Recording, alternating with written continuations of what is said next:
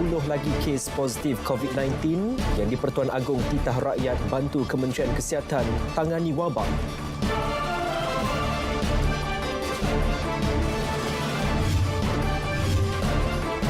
Gabungan Parti Sarawak setuju sertai barisan Kabinet Persekutuan yang akan diumum Perdana Menteri Tan Sri Muhyiddin Yassin.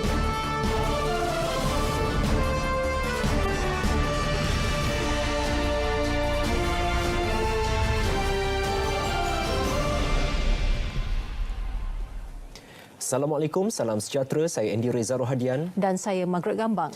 10 lagi kes positif COVID-19 dilaporkan di negara ini setakat tengah hari tadi, menjadikan jumlah keseluruhan 93 kes. Ketua Pengarah Kesihatan, Datuk Dr. Nur Hisham Abdullah dalam satu kenyataan berkata, kesemua kes baharu itu merupakan kontak rapat kepada kes ke-33, di mana 4 kes iaitu kes ke-85, 86, 87 dan 93 merupakan generasi pertama kontak rapat kepada kes ke-33. Manakala 6 kes baharu yang lain merupakan generasi kedua iaitu kontak rapat kepada kes ke-33 iaitu kes ke-84, 88, 89, 90, 91 dan 92. Ia dikesan semasa aktiviti pengesanan kontak rapat dan telah dimasukkan ke hospital bagi isolasi dan rawatan selanjutnya. Kementerian Kesihatan masih menjalankan siasatan dan aktiviti pengesanan kontak rapat bagi mengenal pasti punca di mana kes mendapat jangkitan termasuk mencegah penularan jangkitan tersebut. Sementara itu, kes ke-78 yang dilaporkan semalam merupakan kes yang dikesan daripada patient under investigation PUI yang mempunyai sejarah perjalanan ke Indonesia selama 7 hari bermula 13 Februari lalu dan mula bergejala pada 19 Februari.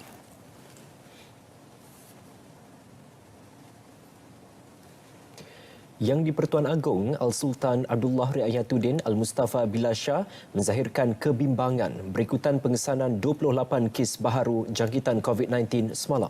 Baginda menitahkan rakyat untuk memainkan peranan membantu Kementerian Kesihatan dalam menangani penularan virus itu. Datuk Pengelola Bijaya Diraja Istana Negara, Datuk Ahmad Fadil Syamsuddin dalam kenyataannya berkata, Seri Paduka menyeru rakyat memberi kerjasama sepenuhnya kepada Kementerian Kesihatan bagi proses siasatan serta mengenal pasti kontak rapat pesakit baharu agar jangkitan COVID-19 dibendung dengan segera dan berkesan. Baginda menggesa rakyat supaya menghubungi Khidmat Nasihat Kesihatan dalam talian atau Pusat Kesiapsiagaan dan Tindak Cepat Krisis Negara CPRC untuk sebarang keraguan dan pertanyaan serta maklumat. Yang di-Pertuan Agong turut menasihatkan rakyat untuk patuh kepada panduan dan langkah pencegahan.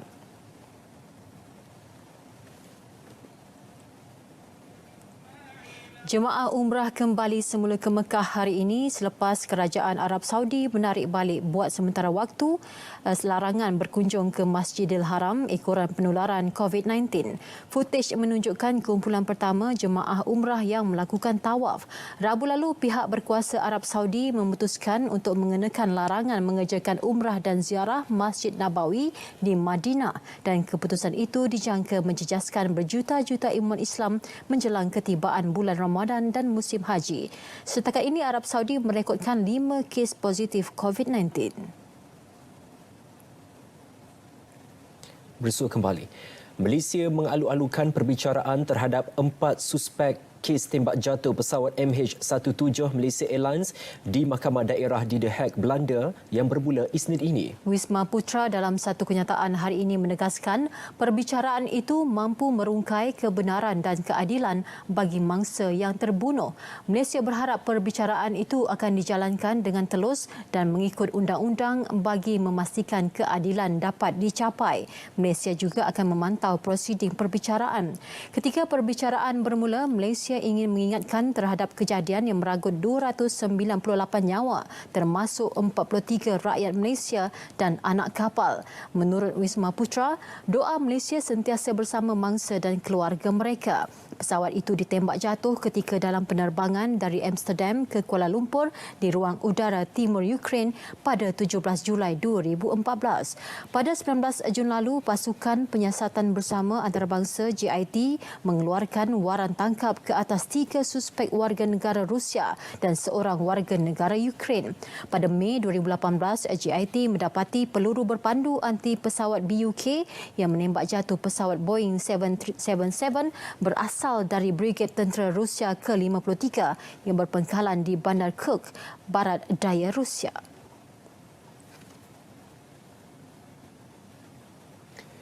Teka-teki mengenai penyertaan gabungan Parti Sarawak GPS dalam barisan Kabinet Persekutuan terjawab hari ini. Pengerusinya, Datuk Patinggi Abang Johari Tun Openg berkata, GPS setuju untuk menyertai Kabinet Persekutuan demi kepentingan rakyat negeri itu selain memelihara kestabilan politik dan ekonomi negara. Beliau yang juga Ketua Menteri Sarawak berkata jemputan untuk menyertai barisan Kabinet Persekutuan diterima 2 hari lalu. Ia bagaimanapun tidak mendedahkan jawatan dan jumlah kerusi yang akan diisi pemimpin GPS. Kita dalam PBB bersama dengan rakan komponen GPS mengambil keputusan. Pertama, kita telah ditunang oleh Kerajaan Pusat di bawah Perdana Menteri sekarang untuk menyertai pemerintahan pusat sebagai ahli kabinet Kerajaan Pusat. Maka oleh itu PBB telah membuat keputusan kita akan menyertai kabinet yang akan ditubuhkan oleh Yang Berhormat Perdana Menteri, Yang Berhormat Perdana Menteri sebagai anggota Kabinet Kerajaan Pusat. Bermakna PBB akan menjadi anggota Kabinet kalau dilantiklah. Tapi more or less ada invitation for us to participate in the Cabinet. Presiden UMNO Datuk Seri Dr. Ahmad Zahid Hamidi menegaskan beliau tidak menawarkan diri untuk diberikan sebarang jawatan dalam Kabinet. Bekas Timbalan Perdana Menteri itu berkata keputusan tersebut adalah muktamad selepas mengambil kira beberapa faktor. Presiden UMNO telah memutuskan untuk menawarkan diri agar tidak dilantik dalam barang jawatan kabinet.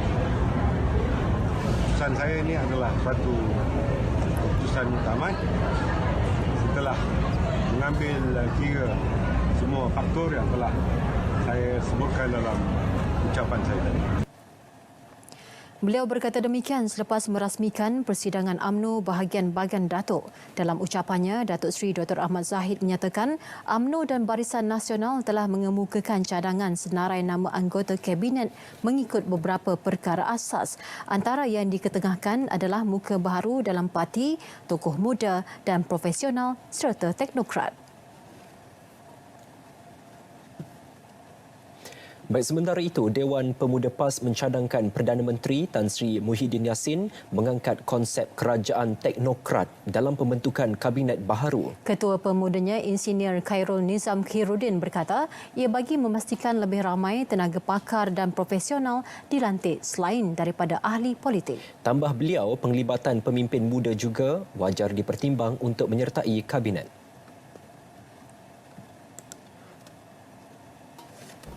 Pemuda PAS berharap agar kerajaan Malaysia yang baru dapat melibatkan lebih ramai golongan muda dalam membangunkan negara.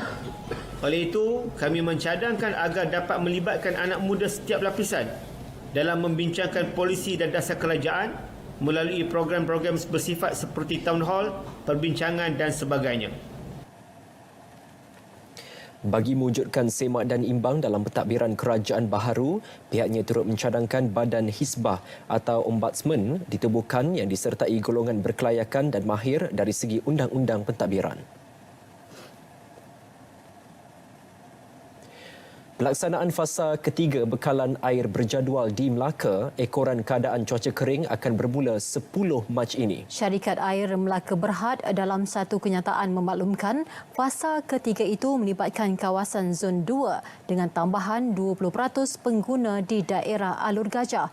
Keadaan itu jelas menimbulkan kebimbangan rakyat yang berharap penyelesaian terbaik terhadap isu itu dapat disegerakan. Pasal tutup lah, nak macam mana kita sini nak masing-masing nak memasak kan. Kalau kita buat benda kotor-kotor, customer komplain. Jangan lagi ambil jalan lintas, baik tutup je lah kan. Kalau customer dah komplain, harapan biarlah dapat air, masalah air dapat diatasi lah segera kan. Kita sini cari makan macam ni, kalau air tak ada, putus air, memang tak tahu nak cakap apa. Saya minta lah pihak syarikat air Melaka dan kerajaan negeri segerakan apa untuk saluran air ni untuk apa orang-orang kampung lah. Menyusahkan, kadang pun menyusahkan orang ke. Orang kampung ni menjaga apa kan, tak ada air. Kenaan air Melaka ni, dia dah mantul nampaknya dah sebulan lebih ni. Tapi apa boleh buat, ini kena bukan kehendak kita. Kita harap tak ada berlanjutan pada kita, negeri kita ni. Kalau boleh dia janji nak buka air, lepas tu air tiba-tiba tak ada. Pukul 10 pagi dia kata ada air, pukul 12 baru ada air. Kalau boleh secepat mungkin dapat selesaikan air ni. Kesian dekat ibu bapa yang anak ramai ni semua. Sebab diorang besar payah pagi-pagi nak mandikan, nak simpan air. Terdahulu, kerajaan negeri memulakan bekalan air berjadual fasa 1 bermula 29 Januari lalu, diikuti fasa 2 pada 23 Februari lalu. Dalam pada itu, tinjauan RTM di empangan utama negeri itu mendapati paras air semakin menyusut serta membimbangkan. Dan ini pula di Kedah, selepas tular lambakan ikan kembung hingga menjejaskan pendapatan nelayan, harga ikan berkenaan di Pasar Bisik Kota Kuala Muda meningkat hingga RM2 sekilogram. Peningkatan mendadak harga ikan itu akui Pengerusi Persatuan Nelayan Kuala Muda, Muhammad Kamal Abidin, berikutan tindakan pembeli membantu nelayan. Pasar berkenaan diserbu pembeli bagi mendapatkan ikan segar hasil tangkapan nelayan. Hari ini situasi serupa di Pasar Bisik. Sebelum ini tular, harga ikan kembung di utara tanah air dijual pada harga murah sehingga 50 sen sekilogram berikutan jumlah tangkapan yang banyak.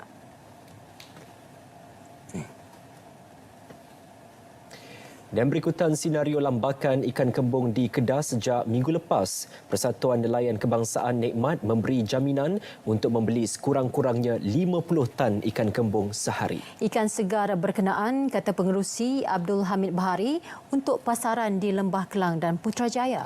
Dan bagi memastikan harga ikan tidak turun secara mendadak hingga menjejaskan nelayan, Nikmat dan Persatuan Nelayan yang lain akan bekerjasama menangani isu berkenaan dengan menetapkan harga jualan. Lori kita telah mula datang kemarin untuk kita ambil di Kuala Muda apa semua. Tetapi disebabkan mungkin hari Jumaat nelayan-nelayan tidak turun ke laut secara keseluruhannya. Tapi hari ini kita jangka ikan-ikan kembali ada lambakan dan sebagainya. Kita berharap semua, terutamanya pengguna-pengguna boleh beli datang sendiri. Pihaknya turut menetapkan untuk mengguna pakai teknologi individual Quick Freezing IQF. Menurut beliau, pusat pengumpulan dan pengedaran di Kuala Kedah berupaya menyimpan 650 tan hasil laut serta sebuah lagi pusat sejuk beku di Sungai Petani ketika musim kekurangan ikan.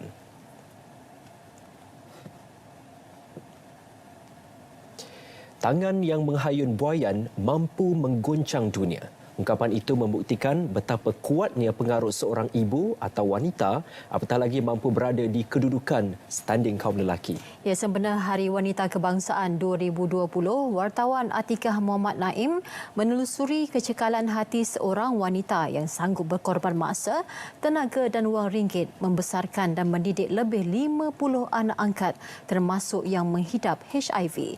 Wartawan Atikah Naim melaporkan. Perjuangan wanita kelahiran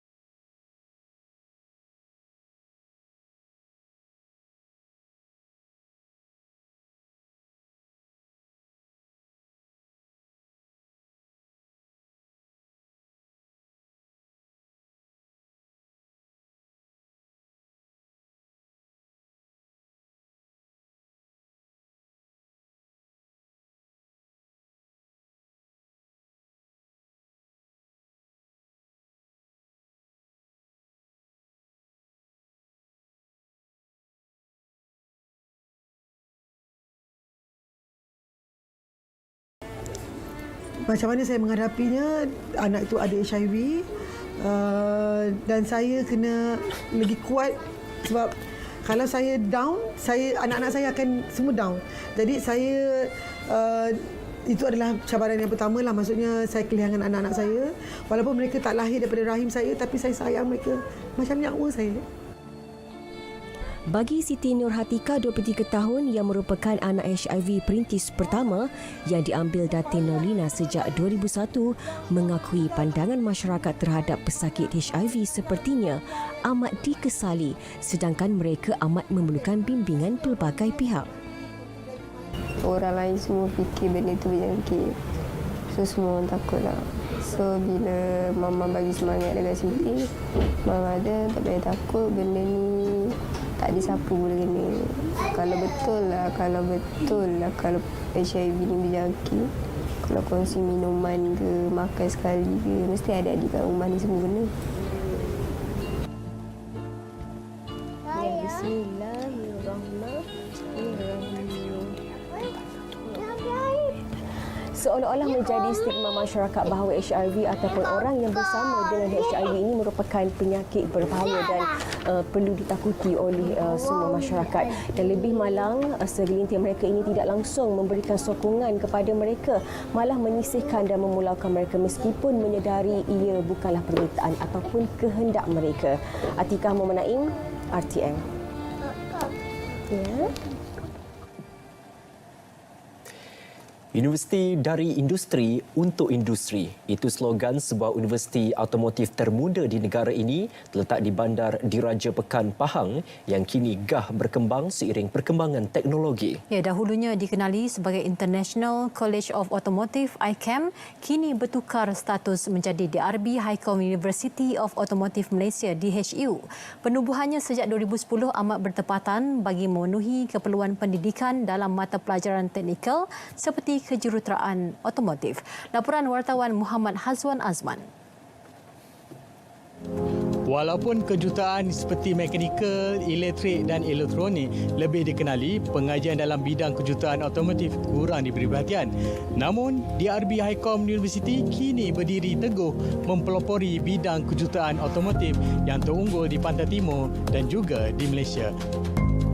Menurut Dekan Fakulti Kejuruteraan Profesor Insinyur Dr. Azmi Ahmad, institusi pendidikan dan latihan ini diwujudkan bagi melahirkan tenaga kerja mahir serta pakar merangkumi seluruh rantaian industri otomotif. Universiti ini menjadi pembekal utama dalam melahirkan jurutera, pembekal teknologi serta eksekutif kepada anak syarikat DRB Highcom. Juga menyedia tenaga kerja baharu selari kehendak pasaran serta industri. DRB Highcom University kini mempunyai menawarkan 49 program, 2 program peringkat asasi, 16 program peringkat diploma, 19 program ijazah, 12 program pasca siswazah melalui 2 fakulti iaitu Fakulti Kejuruteraan dan Teknologi serta Fakulti Pengurusan dan Bisnes.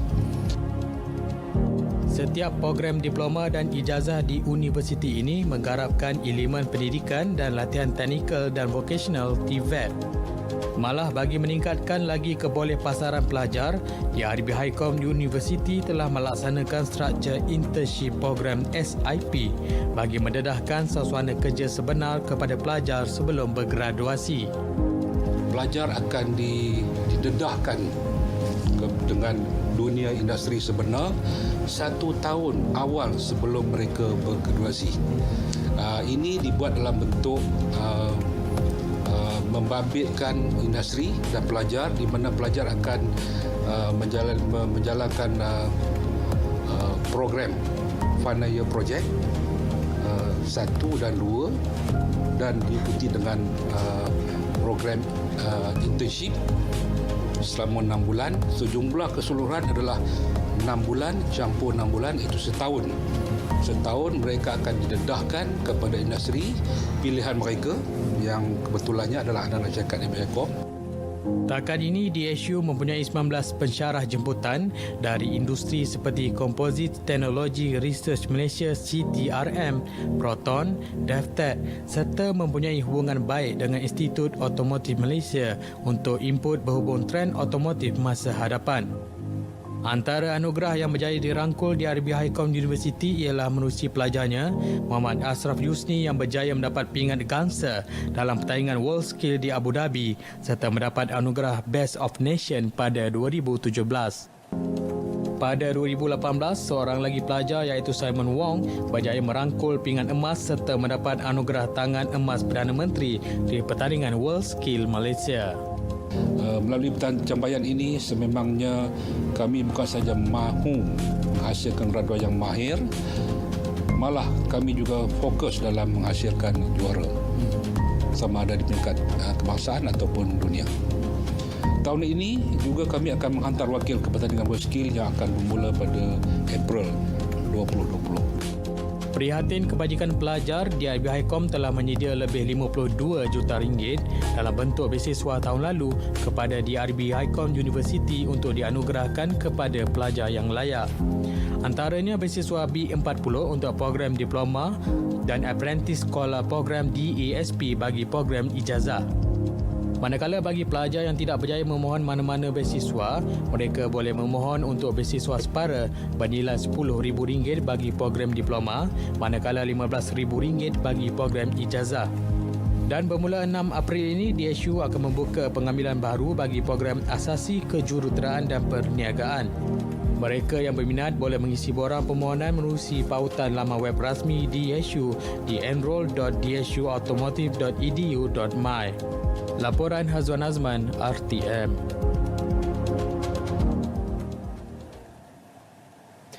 Bertujuan memberi pendedahan dan membantu bakal jemaah haji mengenal pasti masalah yang sering timbul semasa melaksanakan ibadah haji. Itu antara aspek yang diberi penekanan syarikat pelancongan Yaskin Sendirian Berhad pada kursus intensif kepada bakal jemaah. Pengarah Operasi Haji Yaskin, Wan Muhammad Muaz Wan Hassan berkata, kali ini ia disertai hampir 100 peserta dari seluruh Terengganu. 8 siri kursus asas haji dan kursus intensif haji dianjurkan setiap tahun secara percuma. Ia memberi pendedahan awal sebelum ke Tanah Suci. Para peserta bukan saja didedahkan aspek teori, malah video serta aspek simulasi. Bakal haji dapat merasai sendiri pengalaman dan mempraktikkan teori yang sudah diajar pembimbing semasa berkursus. Antaranya ibadah wukuf, melontar, tawaf dan sa'i. Untuk kita memberi gambaran awal kepada bakal tetamu Allah agar ia merasai sendiri perjalanan ibadat haji. Sebab itu di sebelah petangnya kita adakan praktikal ataupun amali tentang ibadat haji. Kalau ikutkan kursus asas haji kita akan adakan selama 8 siri dan lepas itu disusuli dengan kursus intensif lah. Tahun ini Surau An-Naim, Sekolah Kebangsaan Agama Datuk Haji Abbas Kuala Nerus dipilih sebagai lokasi kursus intensif haji di Terengganu. Menariknya penganjuran tahun ini diperluas kepada 4 negeri. Ini bagi memastikan supaya dapat memberi lebih banyak peluang kepada bakal haji menyertai kursus berkenaan. Syarikat pelancongan Yaskin Sendirian Berhad berpengalaman lebih 20 tahun dalam mengelola jemaah haji. Saya sangat puas hati dengan pengalaman yang saya dapat dengan mutawi Yaskin yang saya anggap terhebatlah semasa saya pergi ke dekat haji di Mekah dengan layanan-layanan dan ilmu-ilmu yang terutamanya Ustaz Salahuddin Harun yang tidak pernah jemu untuk menyampaikan tazkirah. Bagi kami sangat puas hati.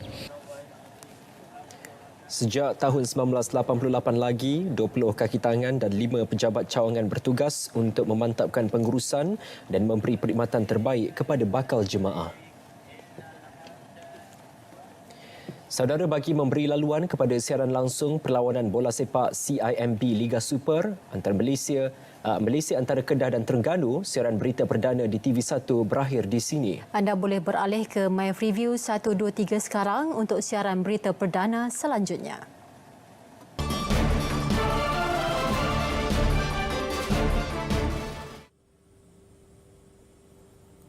Assalamualaikum dan salam sejahtera. Kita mulakan laporan pada malam ini dengan melihat keadaan cuaca semasa.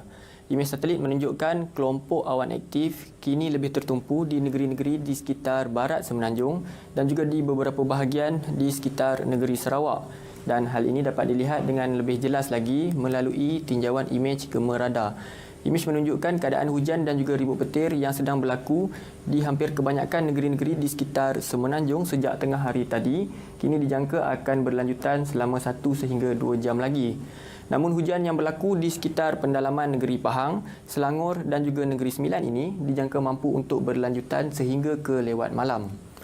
Kita teruskan lagi dengan melihat tinjauan cuaca untuk negeri Sabah dan Sarawak. Diperhatikan keadaan hujan juga akan lebih tertumpu di hampir kebanyakan bahagian di sekitar pendalaman negeri Sarawak untuk malam ini. Dan keadaan cuaca yang lembap di bahagian pendalaman ini juga dijangka akan berlanjutan sehingga ke lewat malam. Manakala keadaan yang berbeza untuk negeri Sabah apabila cuaca dilihat cerah bagi hampir kesemua bahagian untuk sepanjang hari. Dan keadaan cuaca yang baik ini dijangka mampu untuk berlanjutan sehingga keesokan harinya. Manakala keadaan angin di sekitar perairan negara pula menunjukkan angin kini bergerak dengan kelajuan yang sederhana iaitu sekitar 20 sehingga 30 km sejam. Oleh itu tiada amaran angin kencang dan laut bergelora yang dikeluarkan oleh jabatan kami dalam waktu yang terdekat ini. Sekian dahulu info cuaca buat kali ini. Sebelum berpisah, kita saksikan ramalan cuaca bagi bandar-bandar utama di seluruh negara untuk esok pagi. Assalamualaikum dan salam sejahtera.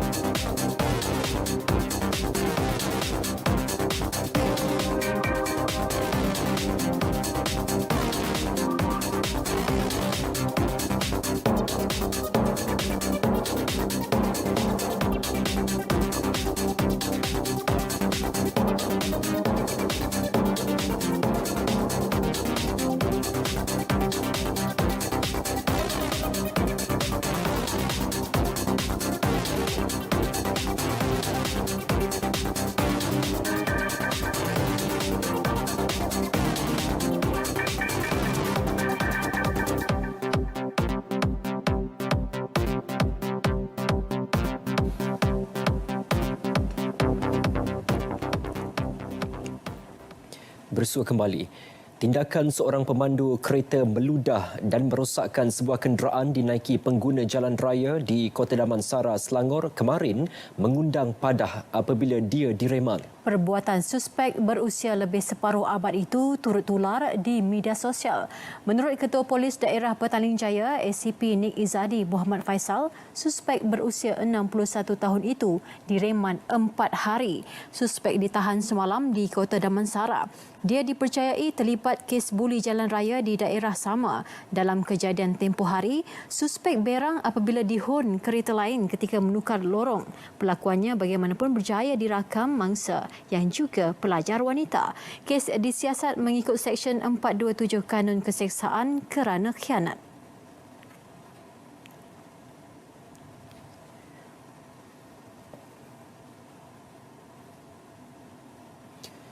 Pemandu sebuah bas yang terlibat kemalangan dengan sebuah trailer di kilometer 42.6 Lebuhraya Kuala Lumpur Kara arah timur didapati positif dadah jenis metamfetamin. Dia telah ditahan untuk siasatan lanjut. Dalam kejadian itu, 2 penumpang parah manakala 3 cedera ringan. Bas terbabit membawa 39 penumpang terdiri daripada guru Sekolah Menengah Kebangsaan TTDI Jaya serta keluarga mereka dalam perjalanan dari Shah Alam ke Kelantan. Ketua Polis Daerah Bentong Superintenden Yusof Unis ketika dihubungi berkata kejadian berlaku ketika bas menuruni laluan berbukit dan brek gagal berfungsi. Pemandu bas didapati cuba mengelak trailer berkenaan mengakibatkannya melanggar besi penghadan jalan serta sisi kiri belakang trailer terbabit sebelum terseret kira-kira 100 meter. Akibat pelanggaran itu, 5 penumpang cedera, manakala 2 mangsa yang parah dihantar ke Hospital Temerloh dan 3 yang cedera ringan menerima rawatan di Hospital Bentong. Mangsa yang mengalami cedera ringan dihantar ke Hospital Bentong.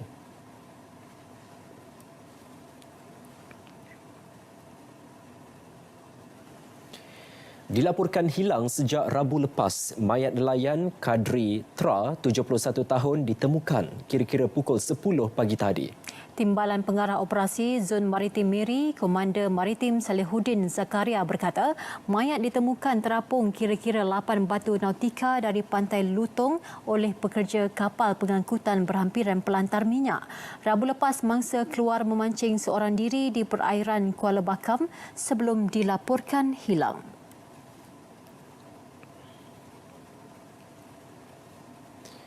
Berada dalam keadaan mencurigakan di lokasi kemalangan membawa penahanan seorang pengedar dadah di Pendang, Kedah. Suspek ditahan di tepi Jalan Kampung Baru, Sungai Tiang semalam.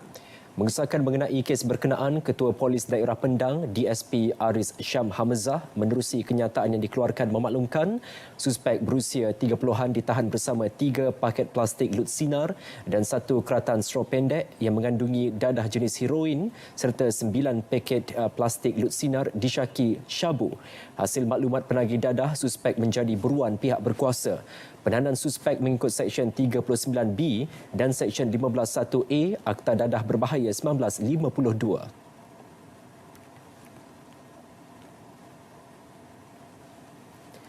Cubaan seludup keluar 1,880 ekor burung murai bernilai lebih RM300,000 tidak berjaya apabila kegiatan itu dihidu pihak berkuasa. Turut ditahan seorang lelaki berusia dalam lingkungan 40 tahun. Kegiatan ditumpaskan dalam serbuan pasukan Polis Marin PPM Wilayah 2 Johor di Pengerang malam semalam.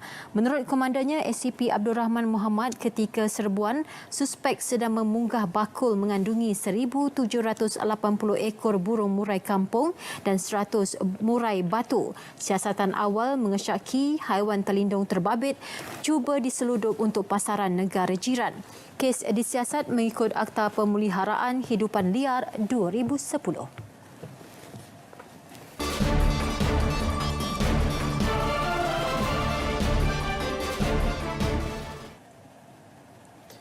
Penularan wabak COVID-19 diakui merencatkan industri pelancongan. Kelantan turut tidak terkecuali menerima tempias berkenaan. Bagaimanapun, kerajaan negeri optimis sektor berkenaan mampu menarik kehadiran pelancong domestik menerusi tawaran yang disediakan.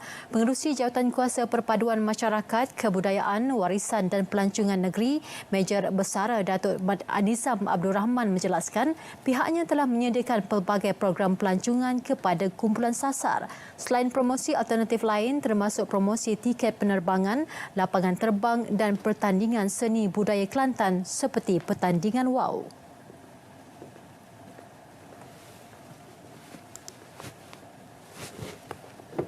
Setakat ini target kita ialah 5.5 juta pelancong pada akhir tahun 2020. Walau bagaimanapun pertengahan Januari hingga Mac ini kita di seluruh Malaysia memang terdapat kekurangan tempahan hotel dan sebagainya. Walau bagaimanapun pelancong-pelancong domestik di negeri Kelantan ini masih lagi kita menerima pelancong-pelancong domestik. Beliau menyatakan demikian selepas program Bicara Sastrawan Negara dan Pelancaran Buku Terbitan DBP di Perbadanan Perpustakaan Awam Kelantan. Mendalami ilmu dan pendekatan pemasaran baharu perlu menjadi fokus setiap usahawan industri kecil dan sederhana IKS. Kaedah konvensional sedia ada perlu juga diiringi dengan kaedah terkini yang memerlukan setiap usahawan IKS mendalami dan mempraktikannya. Pengerusi Amanah Ikhtiar Malaysia AIM, Datuk Junaidah Kiting berkata, usahawan baharu IKS khususnya harus bersiap sedia dengan ilmu bersesuaian dengan peredaran masa. Ia bagi memastikan produk yang dihasilkan mampu sampai kepada sasaran pengguna yang diinginkan.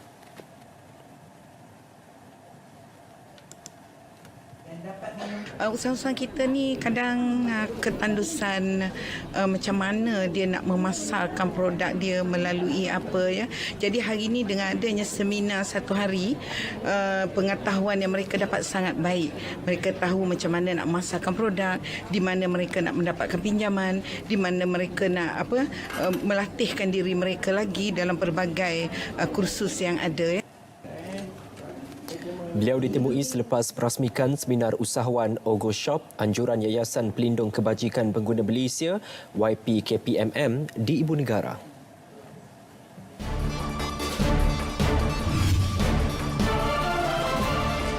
MOM harap bakal Menteri jalin kerjasama dengan pemegang kepentingan sukan.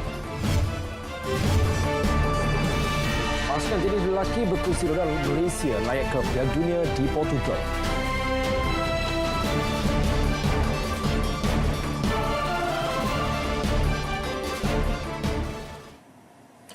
Terima kasih Andy dan Meg. Assalamualaikum. Salam sukan untuk semua. Dimulakan dengan perkembangan sukan ini.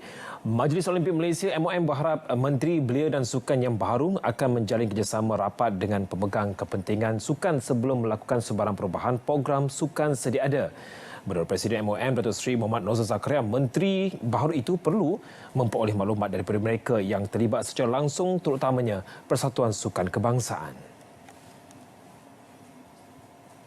Kita punya approach pada sports adalah apa polisi yang baik itu perlu dikekalkan, polisi yang kurang baik itu kita perbaiki, dan I think the incoming minister will have to look at the whole blueprint. Apapun semua tadi ada lahir keresahan bahawa takut ada perubahan-perubahan. Namun I think we will engage whoever that comes in as a minister. Akan kita bagi mereka advice dan nasihat supaya ada perkara-perkara yang perlu kita kekalkan, kita perlu kekalkan.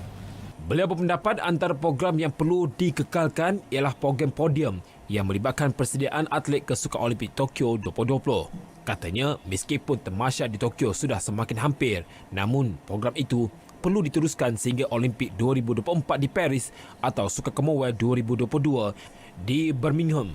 Beliau ditemui selepas mempengerusikan mesyuarat Majlis Eksekutif MOM di Wisma MOM di Ibu Negara.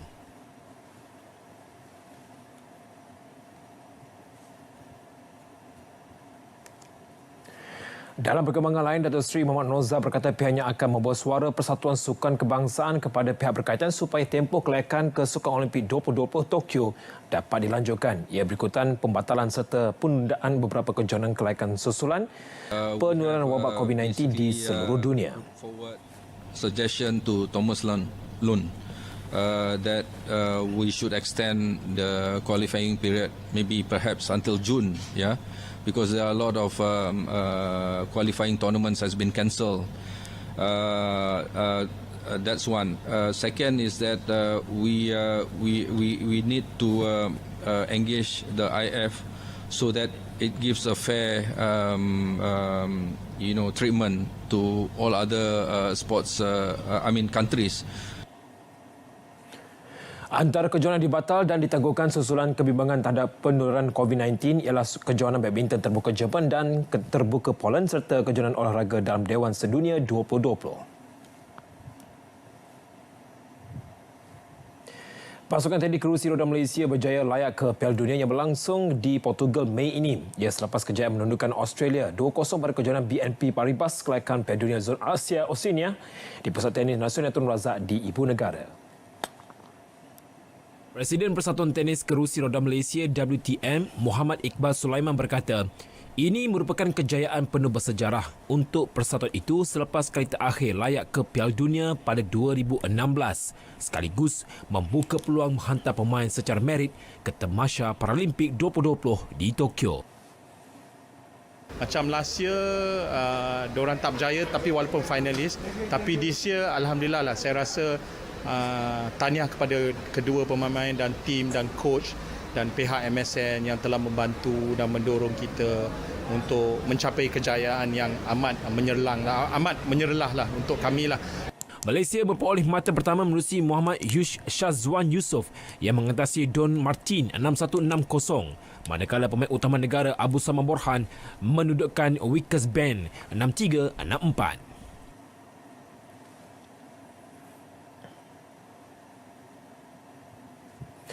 Segmen sukan malam ini dimulakan dengan kerancakan bola sepak Liga Malaysia Liga M 2020. 4 lagi perlawanan berlangsung pada malam ini yang melibatkan saingan Liga Super. Di Stadium Lika Sabah melayani kunjungan Fedah United, aksi telah pun bermula pukul 8.15 malam tadi. Juara 6 kali berturut-turut yang juga pemenang Piala Sumbangsi Johor Darul Ta'zim JDT menentang UiTM FC di Stadium Sultan Ibrahim. Kedah yang tumpas kepada JDT beraksi membuka Liga M tempoh hari bertemu Terengganu di Stadium Darul Aman. Manakala bagi pasukan Selangor dan Perak bertembung di Stadium Nasional Bukit Jalil pada malam ini. Ketiga-tiga aksi tersebut bermula pukul 9 malam ini. Sementara itu, dalam sidang media di Kota Kinabalu sebelum perlawanan menentang tuan rumah Sabah, Ketua Jurulatih Fedah United Muhammad Nizam Jamil berkata, pertembungan kedua-dua pasukan dijangka menarik dengan masing-masing adalah bekas juara Liga Premier. Saya rasa kita ada rasa hormat yang sangat tinggi untuk Sabah. Dia setelah meninggalkan tempat kedua JDT 2 dengan saya ingat lebih daripada 10 poin kalau tak salah saya pada tahun lepas. So Sabah also is a good side. But I believe it's a good game untuk ditonton oleh semua pemain, oleh semua penonton di Stadium Likas malam ni. Pada aksi pembukaan Liga Super minggu lalu, kedua-dua pasukan meraih satu mata daripada aksi masing-masing. Fedah United seri bersama dengan PJ City, manakala skuad Tambadau terikat tanpa jaringan menentang Polis di Raja Malaysia. Perkembangan sukan futsal, skuad futsal Pulau Pinang atau Penang Panthers kini tampil bersemangat dalam cabaran Liga Premier Futsal Malaysia MPFL musim ini dengan pelancaran jersey baharu. Pasukan itu menyasarkan untuk menamakan saingan Liga musim ini dalam kalangan 6 terbaik daripada 12 pasukan yang bertanding. Ketua Jurulatihnya Hasri Nizam Hashim berkata, pasukan bimbingannya yang terdiri pemain muda dan pemain berpengalaman sudah mula mempersiap pasukan sejak tahun lepas. Beliau yakin dengan kemampuan anak buahnya dalam menghadapi cabaran Liga Futsal tahun ini hasil perkembangan positif beberapa perlawanan persahabatan yang telah dilaksanakan. Kita ada 70% local player. So ada yang pemain yang last year main pada Kedah. So this year hijrah main Penang. So ada few player yang daripada luar, Pahang, daripada Kedah. So kita yang perbezaan dia, kita punya player yang kali ini kita ada nampak experience dia banyaklah. Beliau ditemui selepas menghadiri majlis pelancaran jersey skuad futsal Penang Panthers yang dirasmikan Presiden Persatuan Bola Sepak Pulau Pinang Dr. Amal Pritipal Abdullah serta CEO Al-Hadad Syed Agil Datuk Said Mahyidin Al-Hadad. Musim baharu MPFL 2020 bermula 14 Mac ini dengan Pulau Pinang dijadual menentang Kuala Lumpur City FC. Sekian berita sukan dan kembali semula bersama dengan Andy serta Mac untuk hashtag.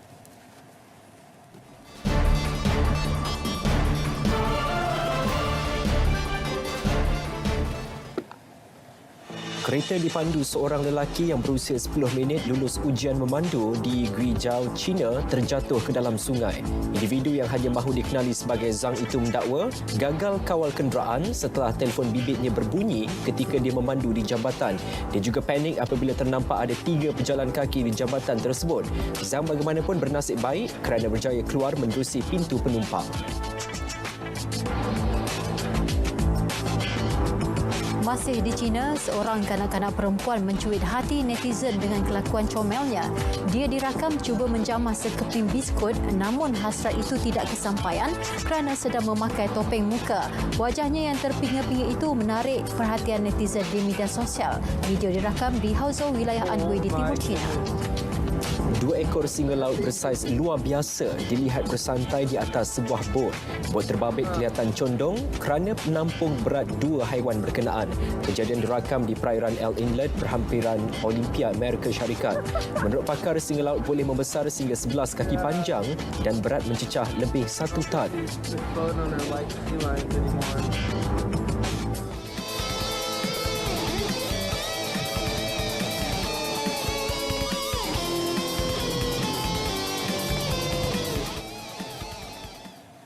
Aktivis kemanusiaan dan selebriti Ms. Nina menzahirkan rasa prihatin terhadap nasib masyarakat Islam Uyghur dengan menyertai larian solidariti untuk Uyghur sejauh 3.5 km.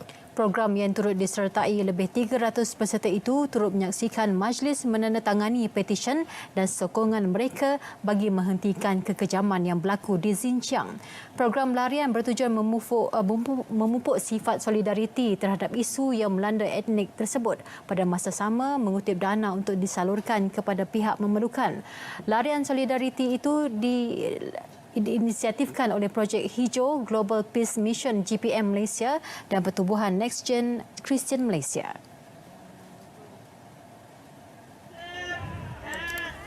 Sebab larian ini adalah salah satu cara untuk kita bawa isu ini kepada masyarakat. Sebab kita tahu masyarakat Malaysia dalam keadaan hari ini pun kita tahu apa yang terjadi, virus COVID dan juga coronavirus itu menyebabkan mungkin tak ramai yang mungkin sertai. Tapi Alhamdulillah kita nampak sokongan tu ada.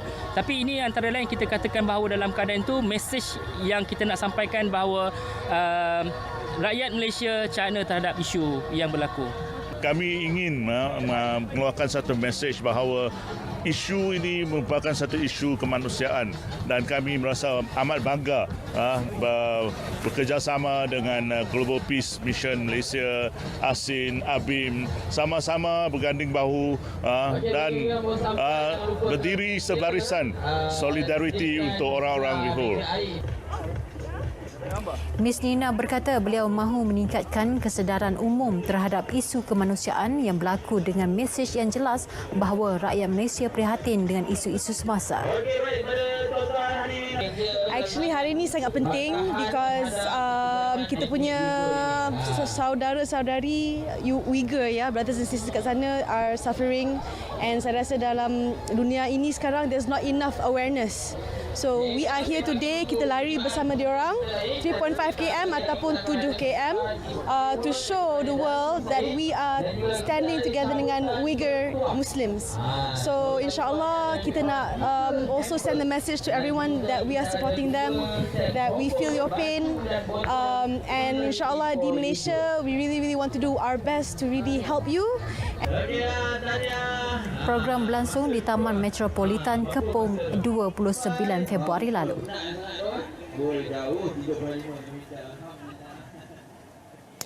Ya, seiring bidang animasi semakin mendapat tempat di kalangan masyarakat negara ini, Animonstar Studios mengambil pendekatan untuk mengeluarkan siri komik bulanan animasi Bobo Boy bermula April ini. Lebih membanggakan, siri komik ini turut dipasarkan di negara Asia Tenggara dalam bentuk fizikal dan digital bagi memenuhi sambutan peminat antarabangsa. Menurut Ketua Pegawai Eksekutifnya, Nizam Abdul Razak, antara idea penghasilan komik tersebut bermula daripada hobinya yang juga kerap mengumpul komik adiwira.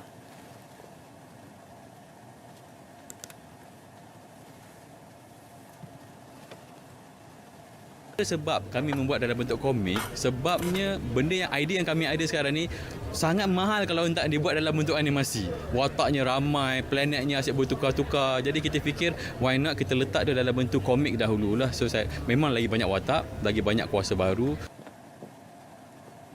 Mempunyai lebih 5 juta pengikut di laman YouTube, Nizam juga berharap Animonstar akan dapat memupuk serta memberi ilmu baharu kepada semua golongan menerusi platform kreatif ini.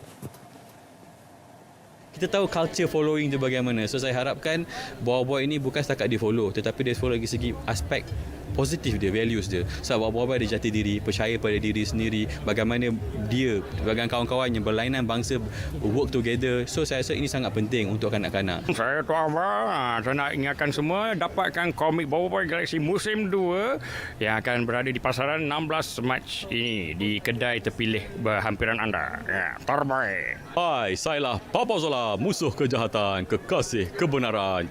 Jangan lupa dapatkan Boy Galaxy musim kedua dalam bentuk monthly comic bermula 16 Mac ini. Terbaik.